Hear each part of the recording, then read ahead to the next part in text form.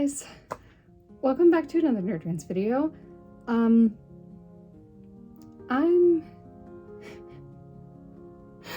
This week I watched a movie with my two older brothers, and it was a lot, honestly.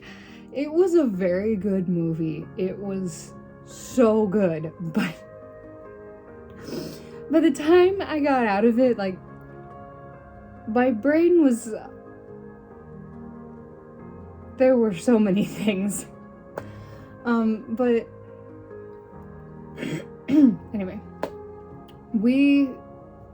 At the beginning of the week, we went and saw the movie Nefarious, which I had heard nothing about, but, you know, there's a lot of movies that I don't necessarily hear anything about until after they come out. But, like, has anyone actually heard about this movie at all?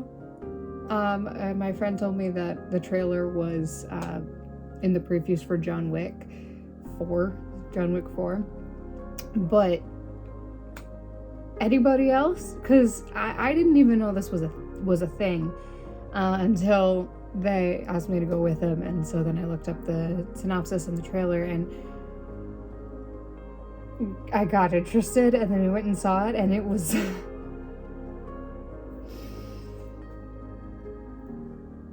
it was fantastic. It's a very unsettling, creepy movie. Oh, but it's so good. Excuse me. So, main plot. This atheist psychiatrist is going in to give this guy on death row the day of his execution. He's trying to basically... gosh.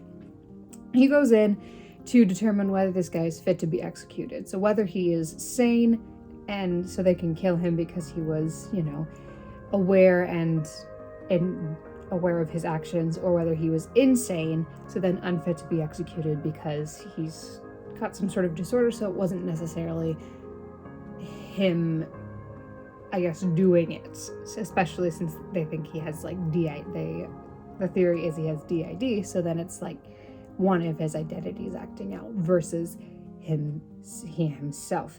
So he goes into this and to determine whether he is sane or not. And the previous psychiatrist who was interviewing him, the movie starts with this guy committed suicide. And then they have to call in this new guy. James something. We'll just call him James because I don't remember his last name.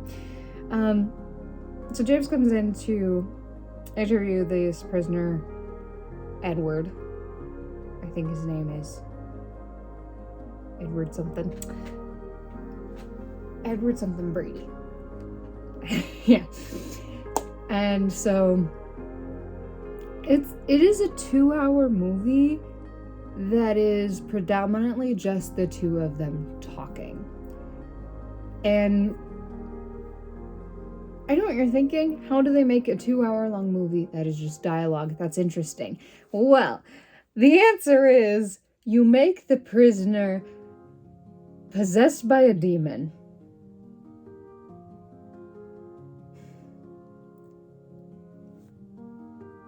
Yeah. So, we have an atheist psychiatrist interviewing this prisoner, this man, who is literally possessed by a demon. And the whole time, this demon is trying to convince James that he is a real demon. He is possessing this guy. And so then, since he's possessing this guy, he is technically, this is all real, so he's sane, and so therefore he can be executed because his goal is to get Edward killed because the demons are finished with him. He's done their work. He's killed 11 people. And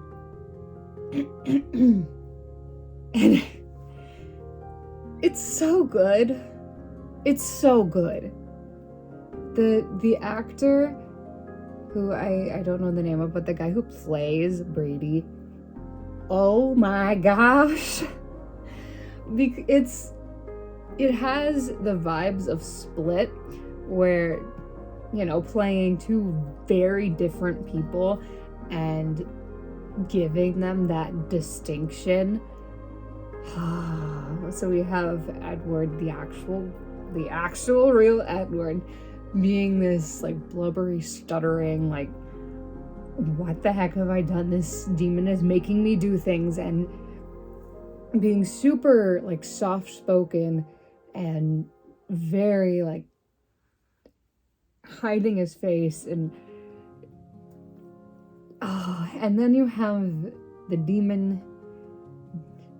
Nefarious is the demon's name, and Nefarious is just this super confident, well-spoken, fairly like stoic guy, and I love an actor who can play like multiple different characters within the same movie. Like we have Tom Cavanaugh in The Flash, plays all the different versions of Wells, and they're all super different, super distinct, which is good. We have James McAvoy, who plays Kevin Crumb, the Horde and whatever, in Split and the Glass trilogy. And then we have this guy playing two very different personalities, and it's, oh my gosh, it makes me so happy. And it's one of those movies that plays the middle ground of religion and secularism fairly well. Like, it goes deep into theology in places. Like, we have them referring to Jesus as the carpenter throughout the thing. We have them referring to God and calling him the enemy, because it is that like flip-flop side of it. And it reminds me of the Screwtape Letters by C.S. Lewis, which highly recommend that book. But if you haven't read it, it is literally a correspondence between demons. So we have this mentor demon who is telling basically a newbie demon who is who's first like tempting this guy, and it's their correspondence back and forth, or technically it's just his Screwtape's responses to this new demon, and it's very good. I highly recommend. But just the way this guy talks in this movie is very akin to like Screwtape Letters, in like referring to God as the enemy and talking about how they tempt people, and it's so good.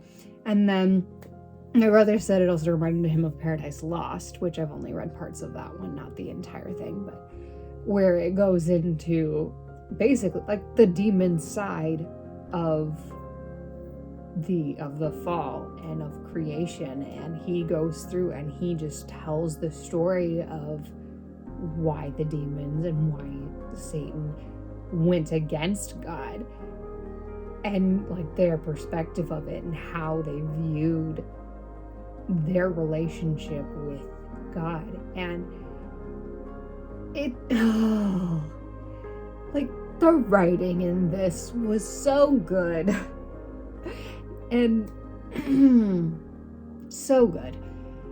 And so through this movie, through their dialogue, this guy James is trying to figure out whether this is all true or not, whether this guy is sane. And meanwhile, Nefarious is sitting there trying to convince him, yes, I am a demon, and and his whole thing is, by the time you leave this prison, you will have committed 3 murders. And goes into it, says, you committed the first one a while ago when you euthanized your mother because health reasons or whatever else. And it's just shining a light. It's like, euthanasia? It's like, yes. He's just laying that out. I was like, that's murder. You ordered this euthanasia. That's your first murder. And then the second one is, yeah, you got your girlfriend pregnant. and then convinced her to get an abortion. That's your second one. And it's happened, and it's like, that one is happening the same day. So like the girl is currently getting an abortion while this guy's interviewing, while James is interviewing Nefarious. And he gets down to, like, I know down to the exact second when this baby dies. And he has this super dramatic moment where he's like counting down to when the baby is killed. And it's like, the dude plays a demon very well. He plays the character so well. So then we have James freaking out and calling his girlfriend, going, or trying to call her girlfriend, finding out she's in recovery. And so realizing that down to the second, this guy was right and knew what was happening. But then he's playing this from the atheist perspective, going, wait, how the heck did you know this? There has to be like a logical explanation on how the heck you knew this. Like, there's no way demons are a thing. And to the point where he calls in a priest. Oh, this moment was like a gut punch. Okay. So he calls in the priest. The priest walks into the room. And Nefarious goes rigid, like lurches out of his chair and is pulling on his chains. Is just absolutely terrified by this child of his enemy, as he calls it. Son of his enemy, as he calls him. And he's like standing as far away as his restraints will let him. And and then the priest like comes up to him and goes, hey, it's like, essentially says we've evolved past this belief of demons. It's like a lot of it is like in our heads due to trauma and whatever else. And so basically saying that demon possession is not an option. And you just see Nefarious physically just relax and sits back down in his chair and just starts talking to him. And it's just, that is, oof. That's a slap to the face to anyone who like doesn't think demon possession is possible in Christianity. It's like, oh crap. Just seeing how this demon reacts to figuring out the priest doesn't actually believe in him. He doesn't think he's real. He doesn't believe in demons. And just like, okay, cool.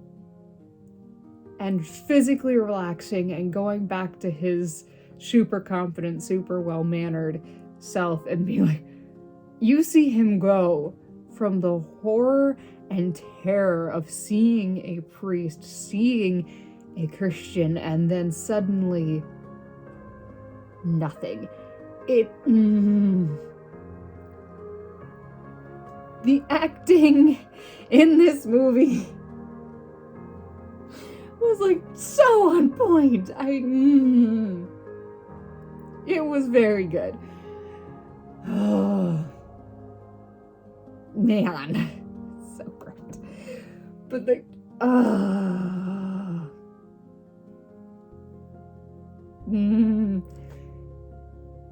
I love this movie.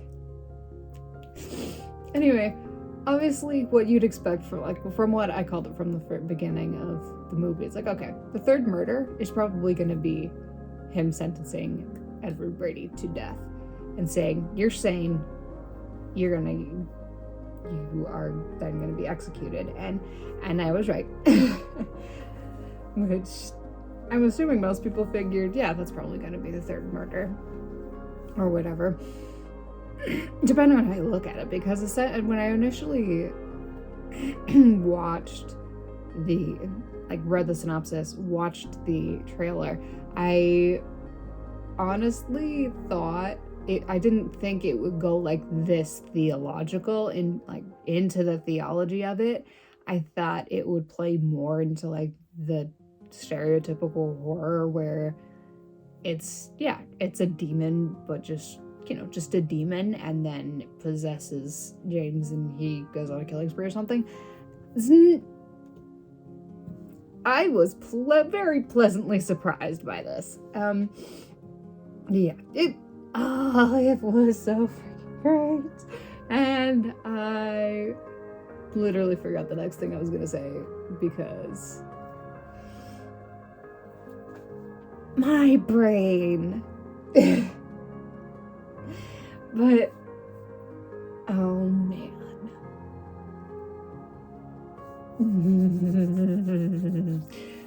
But yes, anyway, we get to the execution. James signs the thing, says he's sane, you can kill him. And it's just in this state of complete fear and complete panic. Like, at this point, he totally believes that Edward Brady is, in fact, possessed by a demon. And he's just terrified.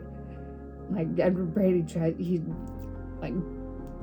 Nefarious has all of this information on James, and which they find when they clean out his cell, and he's tries to kill him, and there's just so many things. So he's just amped up, totally horrified, signs the thing, like, yep, you're gonna do this in an attempt to kill this demon, get rid of it, because he is so scared at this point.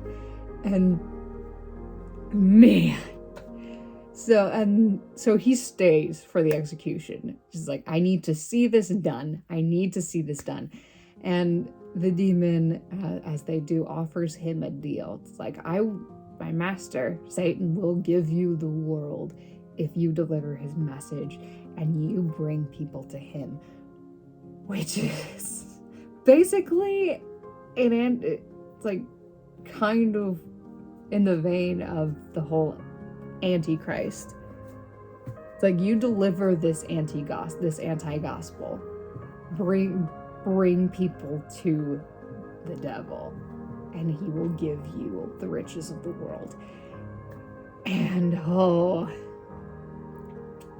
so he's sitting in the chair, waiting to be electrocuted, and they ask him if he has any last words, and he's just like, what's your answer, James?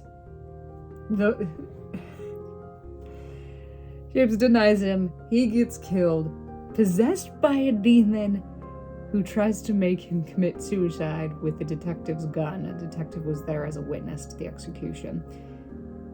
And it's... oh my god. Just...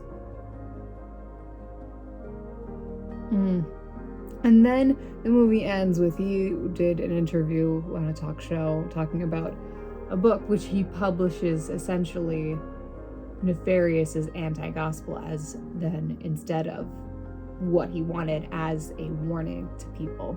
And so he walks out of the studio and he sees this homeless person digging in a dumpster. So he's like, okay, here, have some money out of my wallet. And the person looks at him, says, hello, James, and in the demon's voice goes, did you miss me? And that's where the movie ends. Implying, it's like, hey, you committed a murder. You killed Edward Brady in an attempt to destroy me, but you failed. Because I wasn't Edward Brady. I'm a demon. And I wasn't actually a part. You couldn't actually destroy me by destroying him. It's...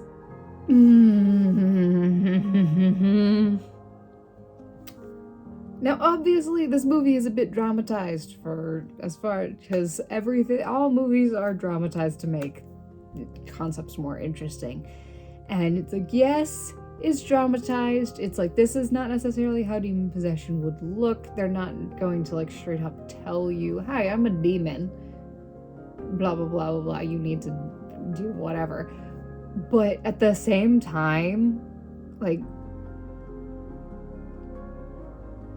it's kind of how accurate to how demon possession works. Like, it's horrifying. And something you never want to encounter that. And it's something that we as Christians, we don't like to think about that side of it. We don't like to think about like demons and Satan. So we like to focus on like the gospel and salvation. It's like, and yes, that's great, but we also can't ignore the realities that are like demons. Like, spiritual warfare is just very much a real thing, but it's also something we don't like to talk about, and we kind of like to ignore because it's not something that we see physically. Like, we don't actively see it literally happening. Like, yeah, we physically see it in the world, but we don't necessarily actually see angels and demons fighting, and so we rationalize it away instead of accepting this reality of angels and demons literally at war and over us. And that was like the whole thing. We have Nefarious explaining the mission of the demons. It's like our mission is to hurt him, to hurt the enemy, to hurt God, and we do that by destroying the thing he loves, which is us. And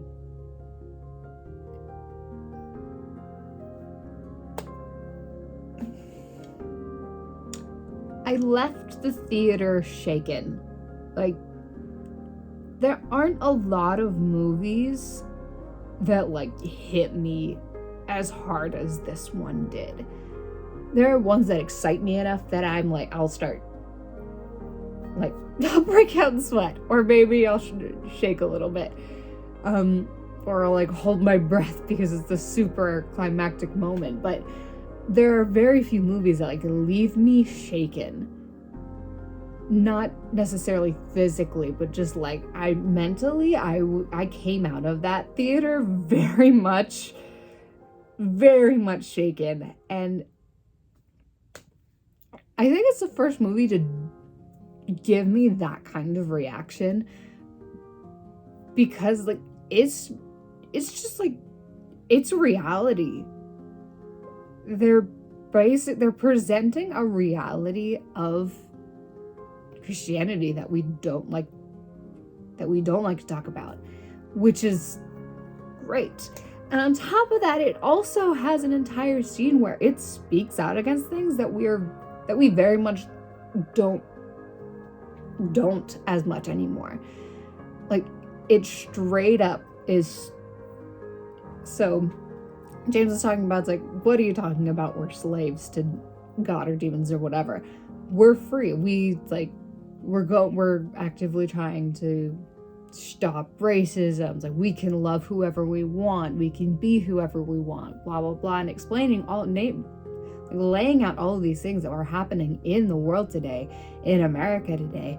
And then Nefarious just sits there and starts laying out why that's not true and why that's not right. Like, racism's still a thing, and slavery is still a thing, just not necessarily in your immediate vicinity. And those things that you think make you free, being able to love who you want and identify however you want, that's not freedom, and that's not right. And we have used all of these things, these tools, this media that you have given us, and we're using it to warp how you see things and how you view the world and relationships and all of this, so that you will do what we want and you will go farther away from the enemy, again, away from God. And it's,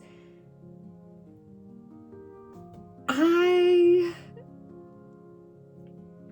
love that scene. It was great, because there are no movies. There was literally no other movie that legitimately speaks out against those kinds of things, because we're so worried about offending people and yes, we don't want to drive them away by just like bashing their lifestyle and these choices, these bad choices that they've made. But at the same time, we can't like use that fear of offending them as an excuse to just not say anything at all. We still have to speak out against it because it's not right and it's not how we were made to live. And it goes against God, and it goes against, in some of these, it's like homosexuality and transgenderism, it goes against nature. Like, that is not how you are made. And it's, oh man, every other franchise, every other movie, every other studio, whatever, they're all trying to cater to this belief that this is okay. And they're trying to just bring in more and more of it and normalize it and make everyone think, okay, this is fine, this is the way it is. But in reality, it's not the way it's supposed to be. And I feel like this community of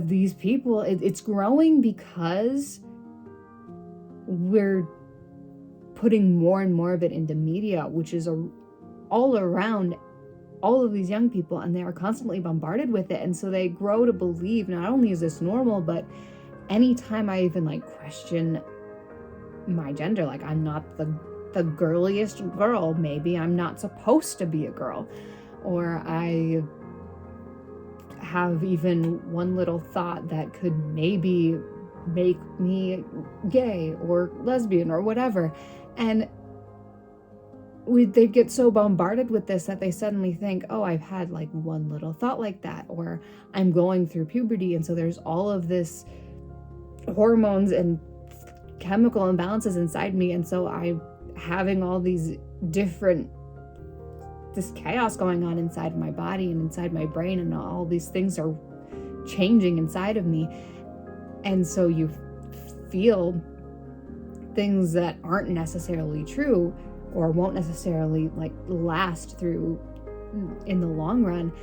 And suddenly that makes us question our entire identity, because we just keep getting bombarded with all of these things that tell us that this is normal and this is almost good in a sense. Because I notice in a lot of media, it's like you look at the straight couple and they have all this drama and all these problems, and in a lot of scenarios we look at the homosexual couple and suddenly they're like this perfect golden standard of a couple. It's like that's you're holding them, you're portraying them in such a better light than heterosexuals. And so that gives the underlying message that if you're straight, you're not going to have a good relationship, and if you're gay, you will. And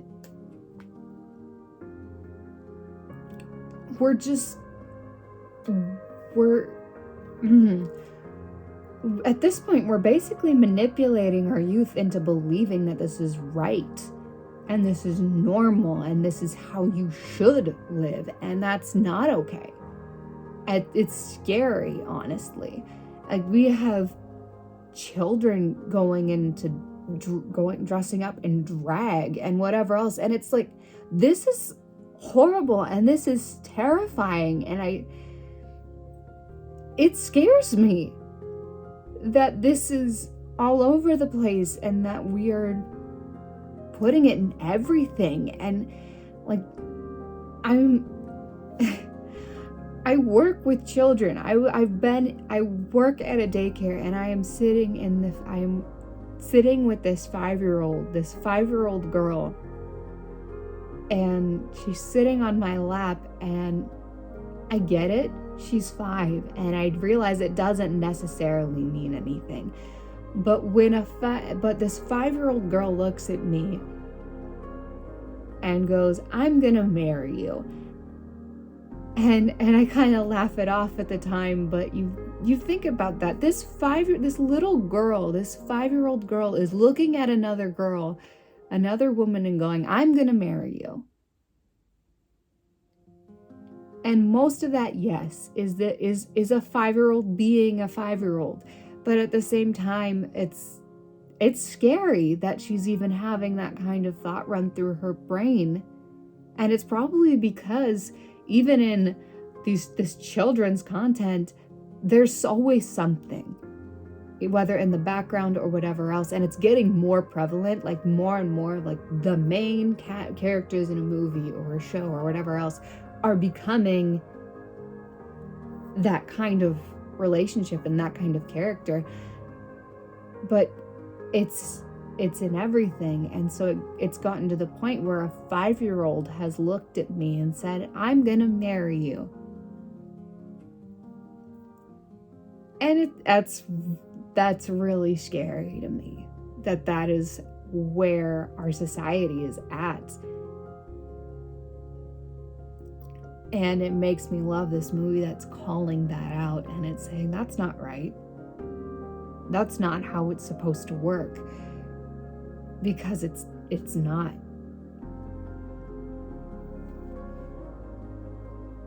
Anyway, rant over. And I suppose most people would expect me to apologize if I offended anyone who watches my videos. But honestly, I won't apologize, because that is my belief and that is where I stand. So yeah, if you feel uncomfortable,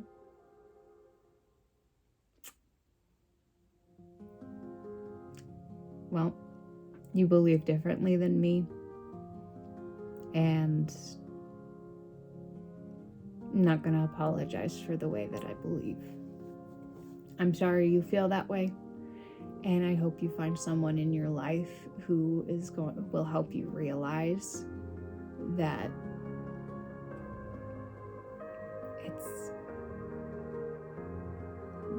you're not I don't know. But anyway, I'll end my rant before I get myself flagged and banned from YouTube. So I highly recommend this movie. It's so good. It's going into it as a Christian, seeing how deeply they went into the theology, I loved it. But also it doesn't blatantly say throughout the whole thing, it's like, this is what it's supposed to be.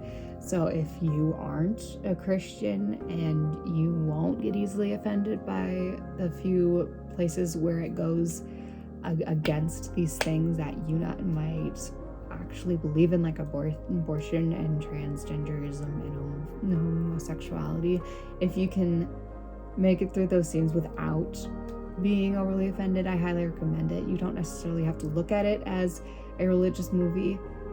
It can be viewed both ways, but it is just a very, like, without viewing it religiously or whatever else, it is just a very good movie, and I do highly recommend it to anyone who is interested and can handle an unsettling, creepy movie.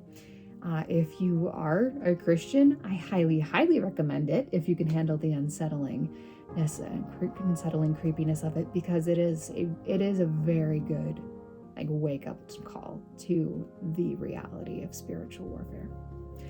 So anyway, that is my half an hour rant about a very thought-provoking and just like good movie. Feel free to drop your thoughts in the comments. I would not be surprised if this video ends up getting flagged or taken down, but I needed to get this out there and I needed to talk about this because it's the reality of the world we live in. And anyway, drop your thoughts in the comments and I'll see you all next time. Mene, mene, Heikala vaarsen, anton stoel toesteen.